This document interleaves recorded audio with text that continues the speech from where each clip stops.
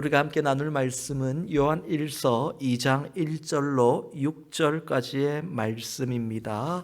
우리가 가지고 있는 신약 성경 388페이지입니다. 주신 본문의 말씀을 저와 여러분이 한 절씩 교독해서 읽도록 하겠습니다.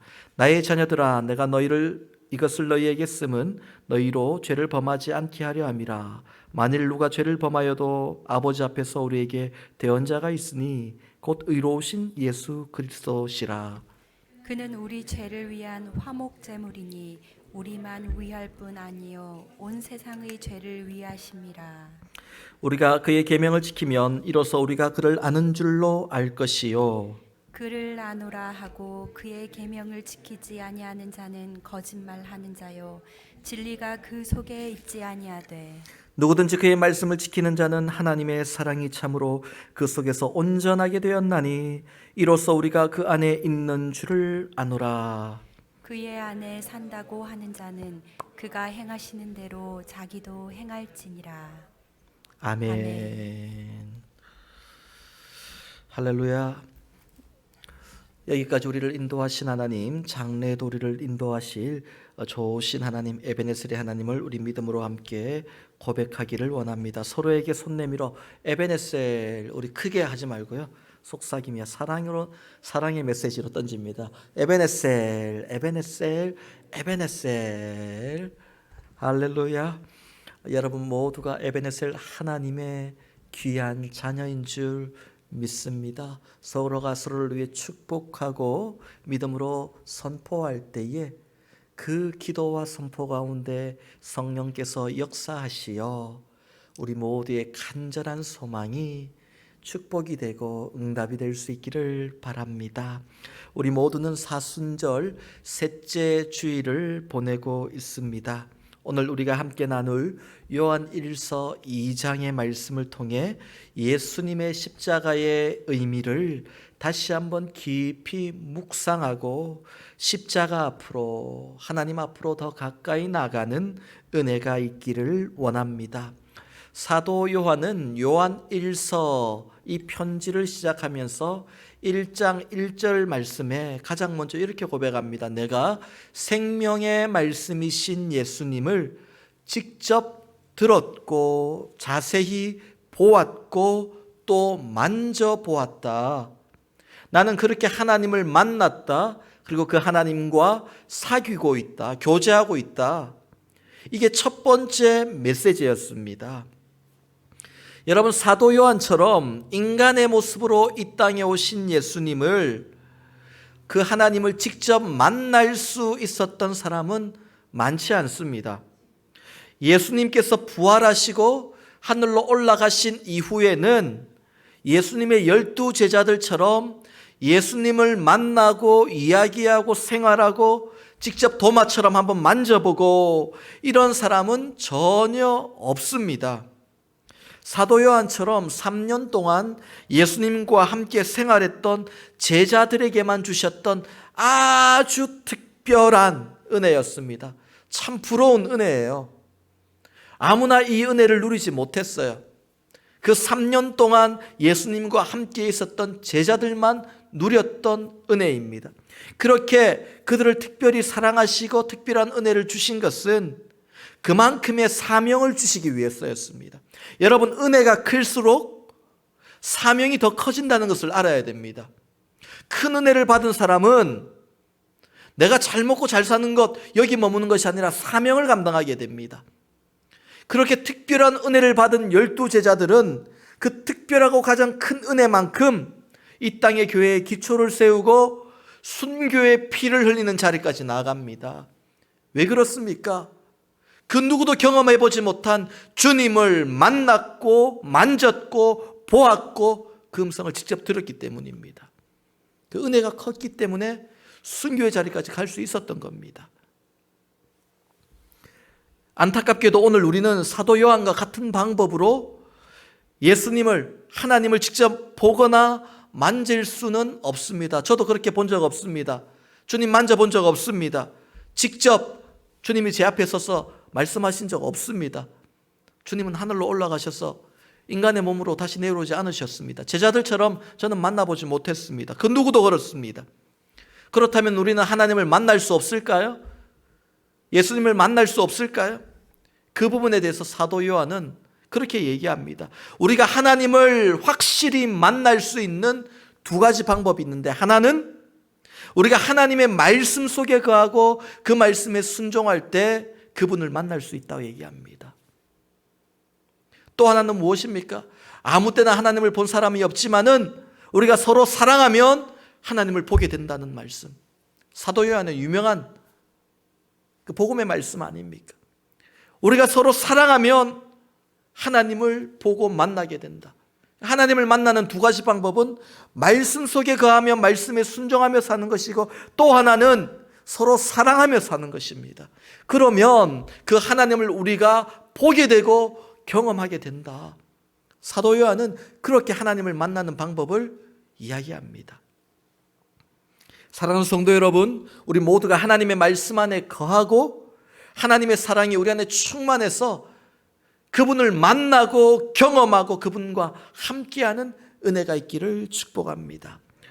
요한일서 1장을 보면 사도 요한은 하나님은 빛이시라 소개합니다. 요한일서가 어떻게 진행된다고 지난 시간에 말씀드렸나요? 총 5장까지 있는데 1장과 2장은 하나님은 빛이시라 이런 내용이고요, 3장과 4장은 하나님은 사랑이시라 이런 얘기고요, 5장은 하나님은 생명이시라 이런 얘기예요. 하나님은 빛이시고 사랑이시고 생명이시다. 그렇게 예수님을 소개하고 하나님을 소개하는 것이 요한 1서의 편지입니다. 요한 1서 1장에서 하나님은 빛이시라 소개하면서 어떻게 얘기합니까? 그 빛이신 하나님과 내가 사귀어 보니까, 교제해 보니까 이것처럼 인생의 가장 기쁨과 큰 행복이 없더라. 나도 너희가 나처럼 예수님과 하나님과 사귀었으면 좋겠다. 그게 요한 1서를 시작하면서 사도 요한이 했던 얘기입니다.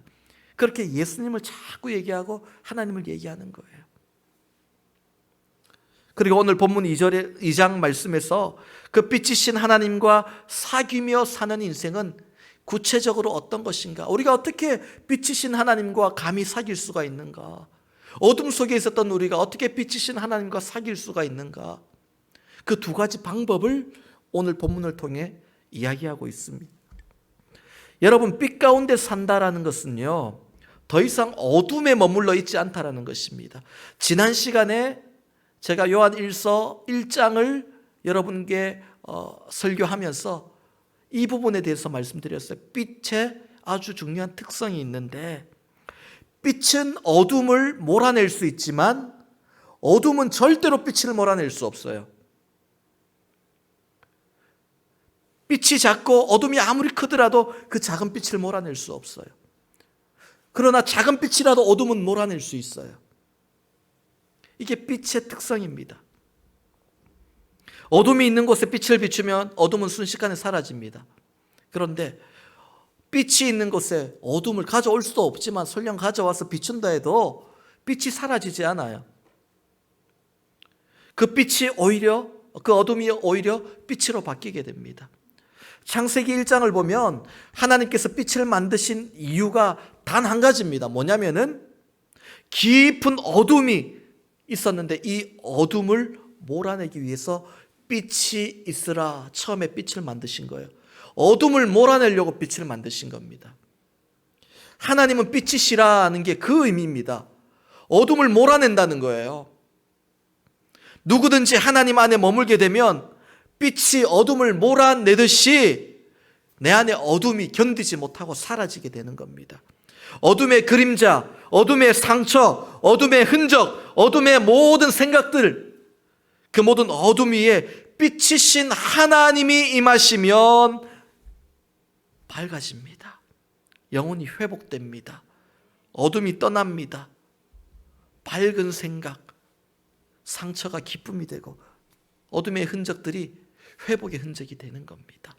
그렇게 삶의 회복이 나타납니다. 이게 하나님은 빛이시라라는 뜻입니다. 그래서 우리가 빛 가운데 나간다는 것은 하나님 앞으로 나간다는 거예요. 우리가 어둠 가운데 있다가 빛 가운데로 나가는 것은 빛이신 하나님께로 나가는 거예요. 우리의 삶의 현장을 바꾸어 버리는 거예요. 우리가 서 있던 땅을 바꾸어 버리는 거예요. 우리가 전혀 다른 곳에 서 있는 거예요. 성경은 그것을 사망에서 생명으로 옮겨서 다시 심었다라고 말씀합니다. 거기서 어둠에서 자라는 것이 아니라 그 뿌리를 뽑아내고 생명의 땅에 심어서 다시 자라나게 만든다는 거예요. 그게 시냇가에 심기운 나무입니다. 여러분, 어둠이 그런데 스스로 빛 가운데로 나갈 수 없어요. 문제는 뭐냐면 우리가 어둠 속에서 빛으로 나가야 되는데 스스로 나갈 수 없다는 거예요. 어둠이 빛 가운데로 옮겨질 수 없어요. 그게 특성이라고 했잖아요. 어둠과 빛의 특성이에요. 그럼 어둠이 빛이 되려면 어떻게 해야 됩니까? 빛이 찾아와야 돼요. 빛이 비춰줘야 돼요. 어둠이 내가 빛 가운데로 가겠습니다. 옮겨갈 수 없고 빛이 먼저 찾아와야 됩니다. 여러분, 이것이 바로 빛이신 주님이 우리에게 찾아오신 거예요. 어떻게 하면 내 삶에 하나님의 빛이 비추어지고 내가 어둠에서 빛으로 나갈 수 있을까요? 지금 이 절망에서 소망으로 나가고 이 낙심과 슬픔에서 기쁨으로 나갈 수 있고 이 괴롭고 고통스러운 내 삶의 현장에서 하나님을 바라보며 기뻐할 수 있는 그 삶의 현장으로 내가 나갈 수 있을까요? 내 힘으로 못 나가요. 주님이 오셔야 돼요. 내 안에 빛이 비추어져야 됩니다. 그 빛이 어떻게 비추어지는가? 어둠에서 빛으로 나갈 수 있는 방법, 어둠 가운데 빛이 비추어지는 그 모습을 오늘 본문에서 두 가지로 얘기를 합니다. 그게 뭐냐면 첫 번째로 하나님의 말씀이 우리 가운데 임하는 거예요.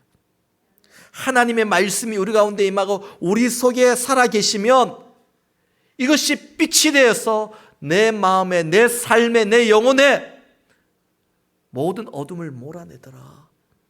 그리고 내가 어느덧 하나님과 함께 있게 되더라. 하나님을 만나게 되더라.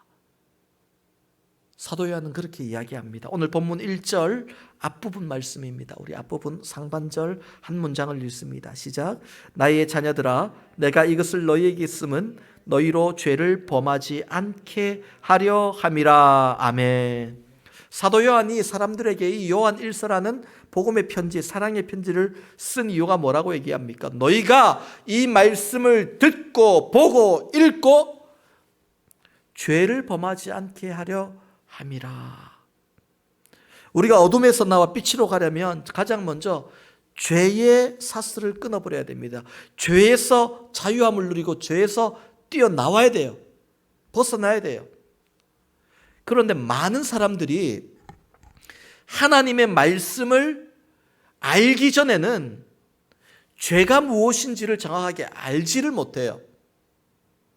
우리는 죄가 무엇인지를 알아요. 내가 왜 죄인인지 알아요. 그러나 하나님을 모르고 하나님의 말씀을 모르는 사람들은 우리와 죄의 기준이 달라요. 우리가 그걸 확실히 알지 않습니까? 죄라고 하면 누군가를 때리고 못 살게 굴고 심지어는 생명을 빼앗고 큰 피해를 입히는 것, 이게 죄라고 얘기합니다. 남에게 피해를 입히지 않으면 죄가 아니라고 생각을 해요.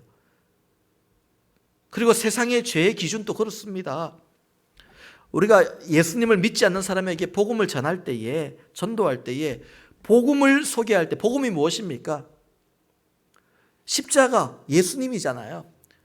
복음의 소개가 어떻게 시작됩니까? 하나님이 천지를 창조하셨고 인간을 만드셨고 그런데 그 안에 불순종함으로 죄가 들어왔고 이 죄의 문제를 해결하기 위해 주님이 이 땅에 오셨고 그리고 우리 대신 십자가를 지셨고 피를 흘리셨고 죽으심으로 죄의 문제를 해결하셨고 부활하셔서 우리에게 소망이 되시고 다시 오셔서 우리를 구원하실 것이다. 이게 복음이에요. 이게 다른 게 복음이 아니고 예수의 십자가가 이게 복음의 핵심이에요. 복음을 전도를 할 때에 가장 빼놓을 수 없는 가장 중요한 게 우리 모두는 죄인입니다. 이 얘기입니다. 이 얘기를 하지 않고 이 얘기를 상대방이 수긍하지 않으면, 인정하지 않으면 그 다음 복음 제시가 안 됩니다. 예수님이 이 땅에 오신 이유도 설명이 안 돼요. 예수님이 십자가에서 달려 돌아가신 것도 설명이 안 됩니다. 우리가 구원받았다는 것도 설명이 안 됩니다. 나는 죄인입니다. 이 사실을 인정하지 않으면 복음을 설명할 방법이 없어요. 이게 제가 옛날에 복음 제시를 이제 사형리를 배워서 복음 제시를 한다고 모르는 사람을 잡아서 서울에서 거기도 또 가장 똑똑한 사람이 많다는 강남에서 바쁜 사람을 잡아서 앉혀놓고 복음을 제시한 적이 있습니다. 한 15년, 20년 정도 된 것 같아요. 막 제시를 하는데 하나님이 세상을 창조하셨습니다.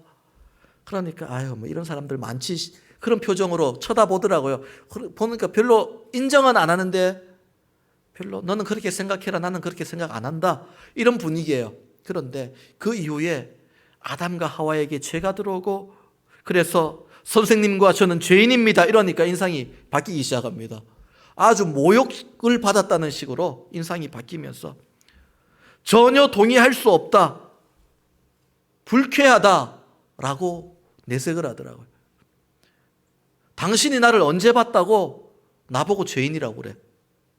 당신이 나를 알면 얼마나 안다고 나를 죄인이라고 그렇게 얘기해. 내가 도대체 무슨 죄를 지었다고. 제대로 말 못하면 당신 그냥 가만 안 두겠다고. 여러분, 대부분의 성도님들이 누군가를 전도할 때에, 복음을 제시할 때 가장 껄끄러운 부분이 이 부분이에요. 당신 죄인입니다. 그래서 어떤 분들은 좀 미안한가 그러더라고요. 저는 죽을 죄인이고 선생님은 그냥 죄인입니다. 그래서 좀 대충 이렇게 기분을 맞춰주려고 하는데, 그래도 죄인이라고 하면 기분이 안 좋아요. 그래서 우리가 전도할 때 이 얘기를 하기가 힘들어요. 그래서 지혜롭게 선생님 예수 믿으면 복 받습니다. 예수 믿으면 행복합니다. 우리 교회 오면은 너무 분위기 좋습니다. 음식 최고입니다. 성도님들 좋습니다. 재미있습니다. 이렇게 전도할 때가 안타깝지만 많습니다.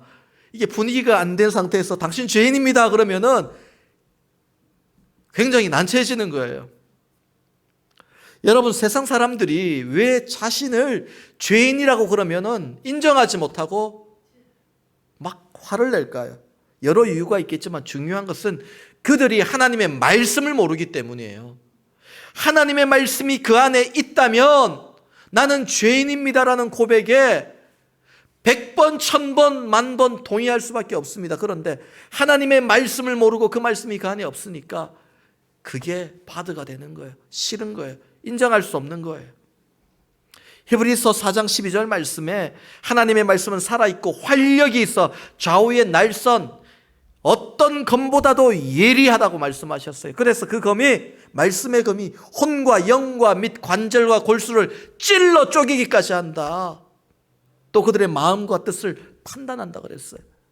하나님의 말씀이 그 속에 칼같이 찔러 들어가면 내가 얼마나 연약하고 죄인인지가 그냥 바로 드러나는 거예요. 그런데 그 말씀이 없기 때문에 모르는 겁니다.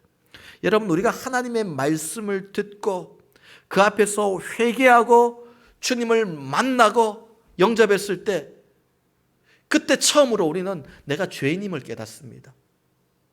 우리가 예수님을 인격적으로 만나지 못하고 그 말씀 가운데 이 땅에 오신 그 예수님을 내가 만나지 못했을 때는 내가 죄인이라는 고백이 안 나와요. 그러나 내가 주님을 인격적으로 만나고 영접할 때 주님 나는 죄인입니다가 누가 가르쳐 주지 않아도, 알려주지 않아도 튀어나옵니다. 그 하나님의 말씀이 우리의 죄를 깨닫게 하시는 거예요. 여러분, 그렇지 않습니까? 주님 처음 만났을 때 여러분 죄인이라고 누가 가르쳐 줬나요? 아니죠. 그런데 주님 나는 죄인입니다. 눈물로 고백하게 됩니다. 우리가 하나님의 말씀 속에 거할 때 죄에 대해 알게 되고 분별하게 된다라는 겁니다. 오늘 본문 3절 말씀을 우리 함께 읽어볼까요? 본문 3절 말씀을 함께 읽습니다. 시작. 우리가 그의 계명을 지키면 이로써 우리가 그를 아는 줄로 알 것이요. 여기서 안다라는 것은 직접 만나고 경험해 보아서 아는 거예요. 우리가 하나님 말씀 안에 거하면서 그 말씀에 순종하며 살면 내가 하나님을 만나게 되고 하나님을 알게 된다. 그렇게 얘기합니다. 그러니까 우리가 하나님의 말씀을 마음에 두고 순종할 때 하나님께로 나갈 수 있는 거예요. 그래서 그 말씀을 통해 우리의 삶이 어둠에서 빛으로 옮겨진다. 그런 고백입니다. 계속해서 오늘 본문 5절 말씀도 함께 읽습니다. 시작. 누구든지 그의 말씀을 지키는 자는 하나님의 사랑이 참으로 그 속에서 온전하게 되었나니 이로써 우리가 그 안에 있는 줄을 아노라. 또 하나님의 말씀에 순종하면 하나님의 사랑이 내 안에서 온전하게 된다. 그렇게 말씀하시죠. 온전하다는 것은 이루어진다, 성취된다, 완전하게 된다 그 뜻이에요. 여러분, 그러면 하나님의 사랑은 완전하지 않습니까? 어떤 사람에게는 완전하게 주시고 어떤 사람에게는 완전하지 않는 사랑을, 반쪽짜리 사랑을 주시나요? 그런 의미가 아닙니다. 하나님의 사랑은 언제나 온전해요. 언제나 완벽해요. 완전해요. 그런데 문제는 그 사랑을 내가 얼마만큼 믿고 받아들이며 사는가. 그에 따라서 하나님을 경험하는 게 달라집니다. 그런데 하나님의 말씀에 순종하게 되면 하나님의 온전한 사랑을 100% 완벽하게 느끼게 된다. 완전하게 된다. 우리 안에 그 사랑이 완전하게 느껴진다. 그 말이에요. 반대로 하나님의 말씀을 떠나게 되면 그 사랑을 점점 의심하게 되고, 말씀을 떠나게 되면 하나님은 나를 사랑하시지 않는다라고 그렇게 불신하게 되는 거예요. 말씀이 하나님을 만나게 하는 것이죠. 본문 6절 말씀 보세요. 6절입니다. 함께 읽습니다. 시작. 그의 안에 산다고 하는 자는 그가 행하시는 대로 자기도 행할지니라. 이 말씀은 하나님 안에 내가 살고 있다고 말하는 사람들은 그가 행하시는 대로 예수님이 사셨던 모습 그대로 살아야 합니다. 그게 하나님 안에 사는 사람의 모습입니다. 궁극적으로 우리가 해야 될 것은 다른 게 아니라 예수 닮는 거예요. 우리가 예수 믿고 우리의 삶의 어려움이 해결되고 모든 문제가 해결되고 좀 편해지고 안정감을 누리고 물론 좋습니다. 그런데 그게 목적이 아니에요. 궁극적인 목적은 예수 닮는 거예요. 하나님께서 여러분의 삶에 때로는 어려움을 주시고 궁핍함을 주시고 아픔을 주신다면 예수 버리고 도망가시겠습니까? 그거 예수 믿는 거 아니잖아요. 물론 우리가 예수를 잘 믿어서 삶의 복도 받아 누리지만은, 그러나 그것보다도 먼저 예수 닮아가기를, 내 말과 언어가 예수 닮아가기를, 내 생각이 예수 닮아가기를, 내 삶의 걸음이 주님 걸어가신 그 걸음을 따라가며 예수 닮아가기를, 나도 작은 예수가 되기를. 하늘나라로 가신 그 옥하는 목사님, 한국의 제자 양육, 제자 훈련에 아주 큰 운동, 바람을 일으키셨던 분. 그분의 제자 양육의 목적은 결국은 그거라고 말씀하셨어요. 작은 예수가 되라. 내가 주님 닮아서 작은 예수가 되라. 예수 닮는 것. 우리 신앙생활의 목적은, 골은 그리스도의 장성한 분량에 이를 때까지 주님을 닮아가는, 예수 닮아가는 모습. 오늘 우리는 이 사순절 십자가 앞에서 우리의 연약함을 고백하고 우리의 문제를 고백하고 우리의 필요를 부르짖지만은 정작 주님 닮아가게 해달라고는 얼마나 부르짖고 있습니까? 주님이 원하시는 기도는 이것입니다. 그의 안에 산다고 하는 자는 그가 행하시는 대로 자기도 행할지라. 예수 닮아야 될지어다. 그 말씀이에요. 마지막 두 번째로 오늘 본문을 보면 우리가 어둠에서 빛으로 나갈 수 있는 방법은 예수를 반드시 만나야 된다는 겁니다. 빛이신 예수님을 만나야 빛이신 하나님께로 나가게 된다. 오늘 본문 1절 말씀 한 번 더 하반절입니다. 하반절. 만일 누가 죄를 범하여도 아버지 앞에서 우리에게 대언자가 있으니 곧 의로우신 예수 그리스도시라. 아멘. 만일 누가 죄를 범하여도, 여기서 이 누가는 아무나 아무렇지 않게 죄를 짓고 상습적으로 죄를 짓는 그런 악한 사람을 얘기하는 것이 아니라, 하나님을 사랑하고 말씀을 따라 살고 싶은데 자꾸 마음이 연약해서 흔들려요. 죄 유혹에 넘어가요. 안 그래야지 하면서 또 죄를 지어요. 이런 사람을 얘기하는 겁니다.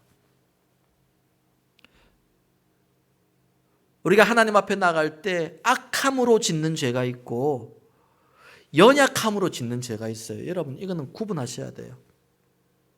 하나님이 긍휼히 여기시는 것은 우리의 연약함으로 넘어진 죄들이지, 교회를 핍박하고 악함으로 그냥 하나님을 대적하고 이런 죄를 긍휼히 여기시는 게 아니에요.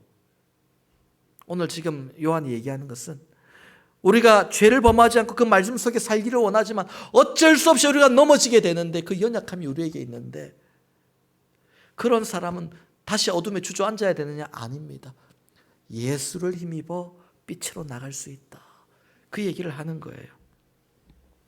하나님께서 우리에게 이 율법을 주신 두 가지 이유가 있습니다. 구약을 보면 예수님이 오시기 전에 율법을 주셨는데, 율법을 주신 두 가지 이유. 예수님이 오셨으니까 율법이 다 사라져도 된다? 아닙니다. 그렇지 않습니다, 여러분. 예수님은 율법을 없애려 오신 것이 아니라 율법의 문제점인 우리 스스로 구원받을 수 없다라는 그것을 사랑으로 완성시키려고 오신 분이 예수님이에요. 율법을 완성시킨 분이죠. 율법에 두 가지 큰 중요한 역할이 있는데, 하나는 우리가 죄가 무엇인지를 깨닫게 하고 그 죄를 짓지 않도록 말씀으로 살도록 그렇게 인도하는 게 율법이에요. 하나님 말씀이에요. 또 한 가지 율법을 주신 이유는, 그럼에도 불구하고 우리는 율법을 완벽하게 지킬 수 없다. 죄를 짓게 된다, 결국. 그래서 율법을 보면서, 야, 우리는 율법으로는 구원받을 수 없구나. 의로워질 수 없구나. 무언가가 필요하구나. 은혜가 필요하구나. 그래서 주님이 오셔야 되구나. 이게 율법을 우리에게 주신 두 가지 이유입니다. 우리가 말씀대로 순종하며 살기 원하지만 죄의 유혹에 넘어질 때가 참 많아요. 이게 우리 모두에게 있는 연약함입니다. 저같이 목사가 되고 저같이 20년 넘게 목회하고 사역하면은 죄를 안 지을 것 같습니까? 안 그렇습니다. 야, 그러면 목사님 설교하지 마세요. 그럴 수도 있는데, 여러분, 사도 바울도 나는 죄인 중에 괴수라 그랬어요. 제가 여러분 의로워서 여러분 앞에 설교하는 것이 아니라 하나님이 은혜로 세워줬기 때문에, 덮어주시기 때문에 여러분에게 하나님의 말씀을 전할 수 있는 겁니다. 우리 모두는 똑같아요. 그냥 목사라고, 직분자라고, 여러분 조금 더 낫다? 아니다. 50보 100보. 하나님 볼 때는 50보 100보예요. 다 죄인이에요, 우리는. 그런데 그 연약함을 하나님이 이미 아신다라고 얘기하십니다. 히브리서 4장 15절 말씀을 보니까 우리 안에 있는 대제사장, 그 예수님은 우리의 연약함을 동정하지 못할 뿐이 아니다. 이미 아시고 계시고 동정하신다. 그 아픔을 아시고 긍휼히 여기신다. 그렇게 말씀하셨어요. 그래서 우리는 그 긍휼하심을 받고 때를 따라 돕는 은혜를 얻기 위하여 은혜의 보좌 앞으로 담대히 나아가야 됩니다. 히브리서 기자가 그렇게 얘기를 하죠. 지금 그 긍휼하심을 우리가 받아 누리고 은혜의 보좌 앞으로 지금 이 순간 나가야 된다는 거예요. 그렇게 우리를 어둠에서 비치신 하나님의 은혜의 보좌 앞으로 인도하는 분이 누구라고요? 예수님입니다. 오늘 본문 1절 말씀을 보니까 우리 안에 계신 의로우신 예수님, 그렇게 표현을 합니다. 우리가 어둠에서 하나님께로 나갈 수 있도록 예수님께서 그렇게 도와주시는데 두 가지 역할을 하세요. 1절 말씀을 보니까 우리의 대언자가 되신다. 대언자. 그리고 2절 말씀을 보니까 화목제물이 되신다. 그렇게 말씀하시죠. 대언자라는 단어는 성경 원어를 보면 변호인, 변호사 뭐 이런 겁니다. 필요할 때 불러서 도움을 받을 수 있는, 누군가를 돕기 위해서 필요할 때 부르심을 받은 자, 대언자, 오늘로 치면 변호인, 변호사 이런 겁니다. 욥기 우리가 보면 첫 부분을 보면은 욥의 시험이 어떻게 시작됩니까? 사탄이 하나님 앞에 가서 참소했다고 되어 있어요.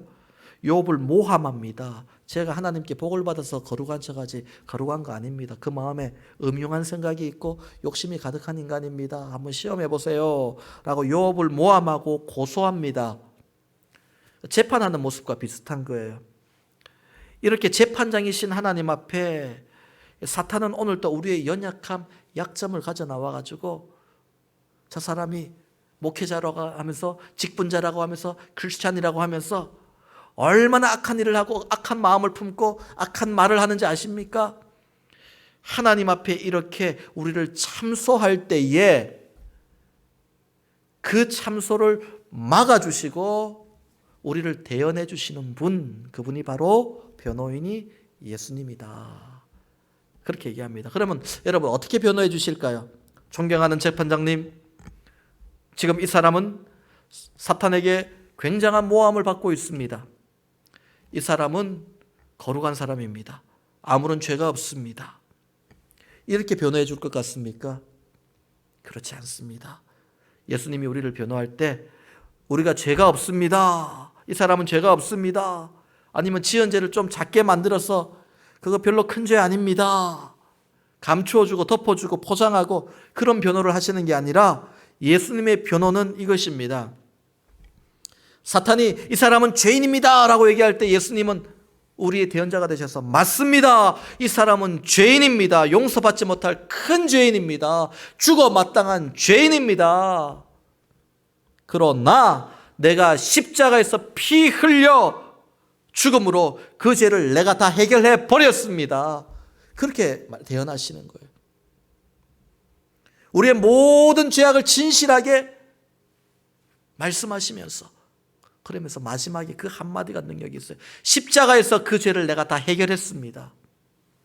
그렇게 대언하시는 겁니다. 그래서 이 사람은 더 이상 죄의 책임을 질 필요가 없습니다. 이 사람은 자유입니다. 이렇게 변호하십니다. 그게 바로 예수님이세요.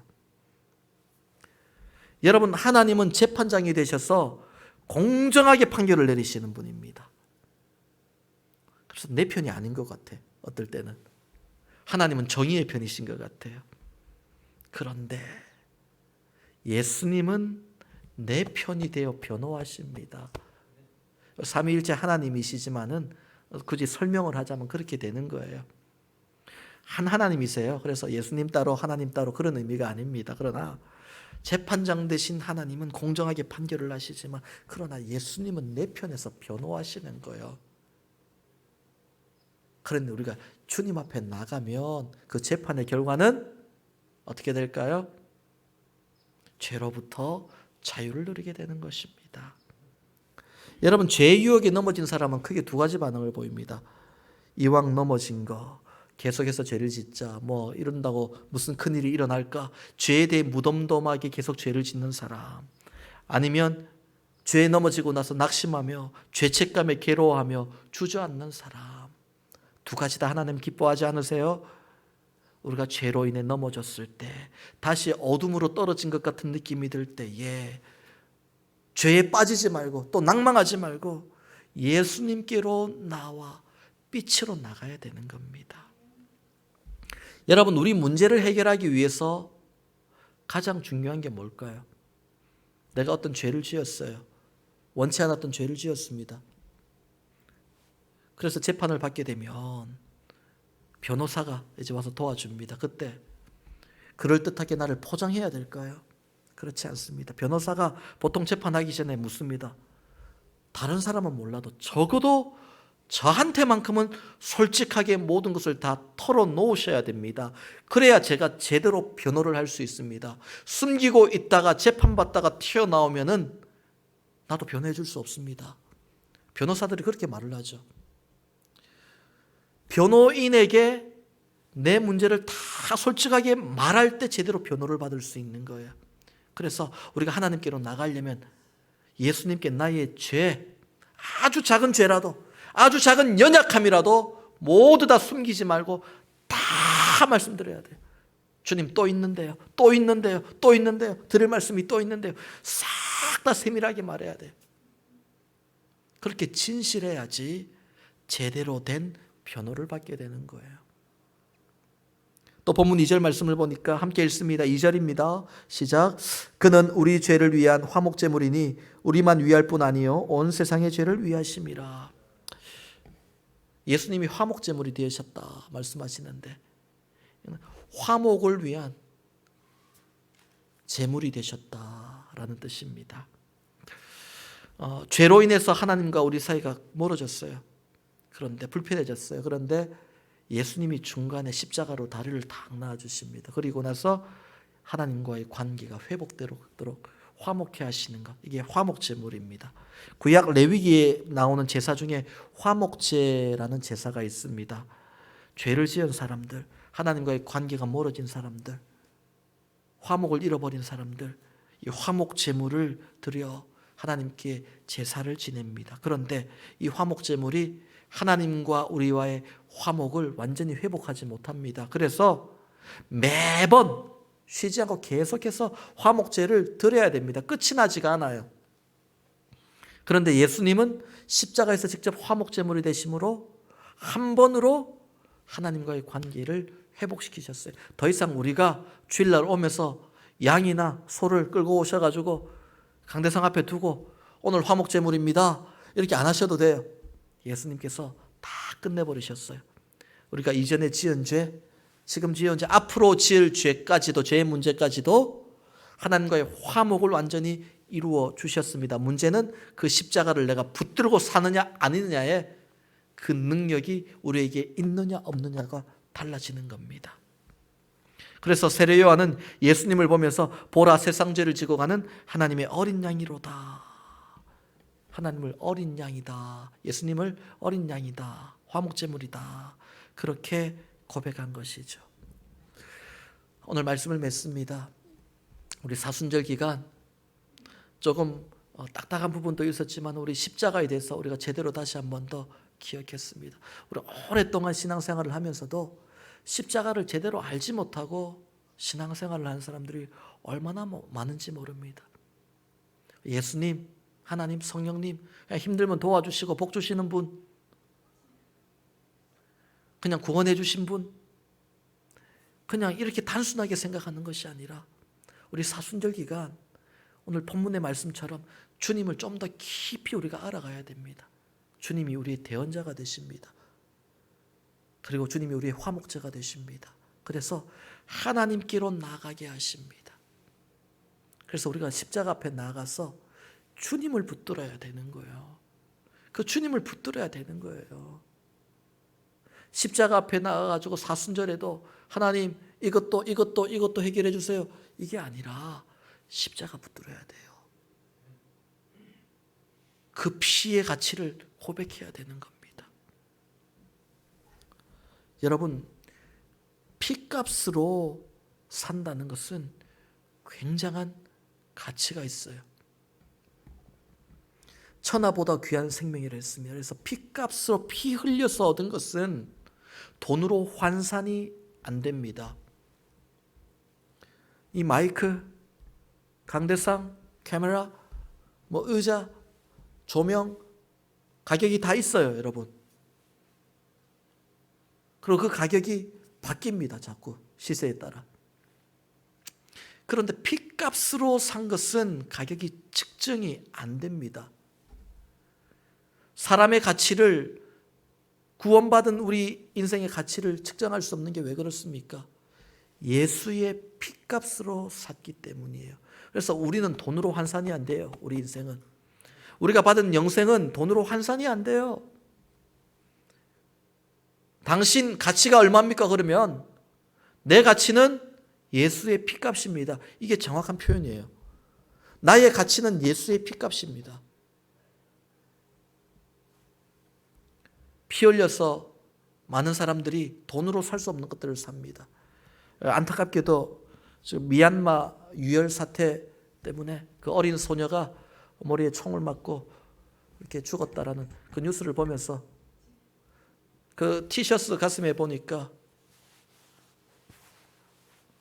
어떻게 돼 있었냐면 everything will be fine이라고 돼 있었나요? 뭐 하여튼 모든 것은 다 잘 될 거야. 정확한 문구가 기억이 안 나는데 모든 것이 다 잘 될 거야. 그런 티셔츠를 입고 있는 그 소녀가 죽은 모습을 보면서 전 세계가 또 이렇게 마음 아파하는 그런 뉴스를 보았습니다. 그들이 피 흘리면서 얻으려고 하는 것은 아마 자유일 것입니다.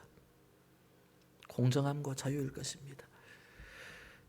피를 흘려서 얻는 것이 바로 자유였습니다.